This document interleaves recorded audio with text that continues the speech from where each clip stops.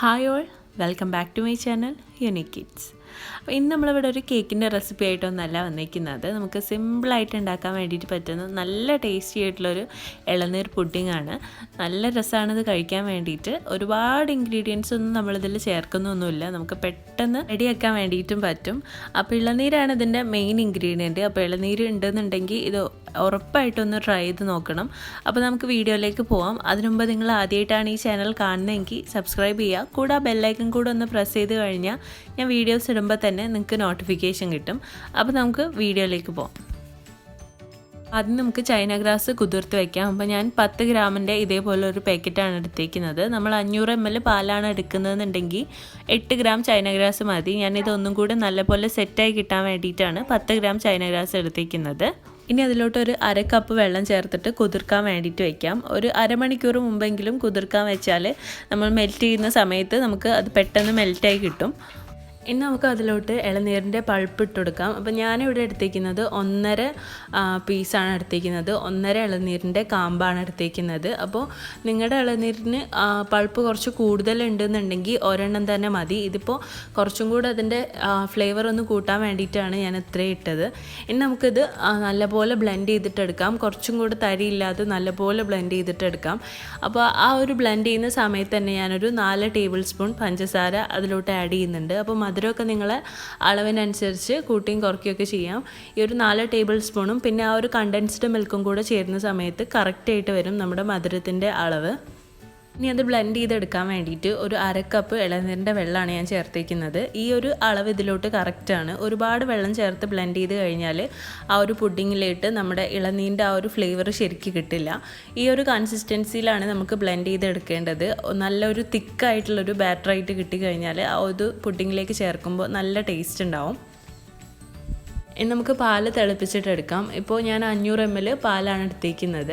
അതിലോട്ട് ഈ ഒരു ടിന്നിലുള്ള കണ്ടൻസ്ഡ് മിൽക്ക് മുഴുവൻ ഞാൻ ആഡ് ചെയ്തിട്ടുണ്ട്. അപ്പോൾ ഞാനിത് ബോയിൽ ചെയ്യുന്നതിൻ്റെ മുൻപേ ഇതിലോട്ട് ആഡ് ചെയ്തിട്ട് അതിലോട്ട് കുറച്ച് പഞ്ചസാരയും കൂടെ ആഡ് ചെയ്ത് നല്ലപോലെ മിക്സ് ചെയ്തെടുത്തിട്ടാണ് ഫ്ലെയിമിലോട്ട് വെക്കുന്നത്.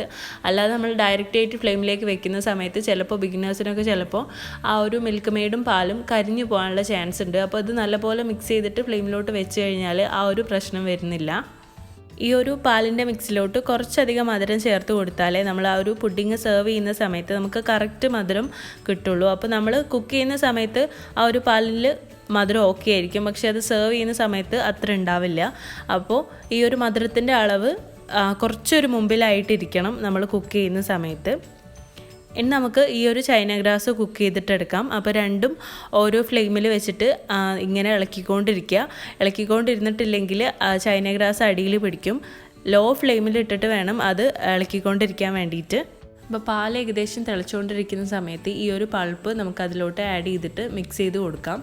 അപ്പോൾ ആ ഒരു സമയം കൊണ്ട് നമ്മുടെ ചൈന ഗ്രാസും നല്ലപോലെ മെൽറ്റായിട്ടുണ്ടാവും.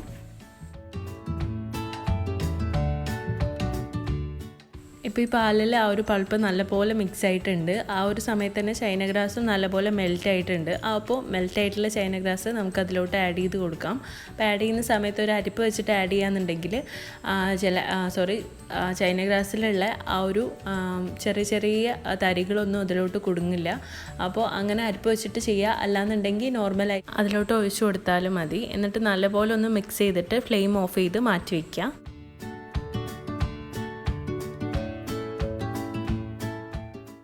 ഇപ്പോഴത്തെ ഞാൻ ഒരു പുഡിംഗ് ട്രേയിലോട്ട് ഒഴിച്ചിട്ടുണ്ട്. ഇത് നല്ലപോലെ ചൂടാറിയിട്ട് വേണം നമ്മൾ ഫ്രിഡ്ജിലോട്ട് വെക്കാൻ വേണ്ടിയിട്ട്. അപ്പോൾ റൂം ടെമ്പറേച്ചറിൽ ചൂടാറുമ്പോൾ തന്നെ അത്യാവശ്യം നല്ലപോലെ സെറ്റാവും.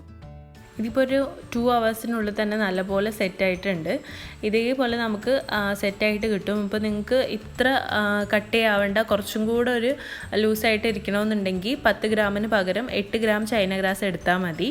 ഇനി ഞാനിതിലോട്ട് കുറച്ച് സ്വീറ്റ് കോക്കനട്ട് പൗഡർ ഇടുകയാണ്. ഇത് നമ്മൾ സാധാരണ തേങ്ങ കുറച്ച് ചിരവിയിട്ട് അത് ഫ്രൈ പാനിൽ ഇട്ടിട്ട് നല്ലപോലെ ഒന്ന് ഡ്രൈ റോസ്റ്റ് ചെയ്തെടുക്കുക. ഡ്രൈ റോസ്റ്റ് ചെയ്തതിന് ശേഷം കുറച്ച് പഞ്ചസാര, ഒരു 1-2 ടേബിൾ സ്പൂൺ പഞ്ചസാര ആഡ് ചെയ്തിട്ട് മിക്സിയിൽ ഇട്ടിട്ട് ഒന്ന് ക്രഷ് ചെയ്തിട്ട് എടുക്കുക. അപ്പോൾ ഞാനിത് കുറച്ചധികം ക്രഷ് ചെയ്ത് പോയിട്ടുണ്ട്.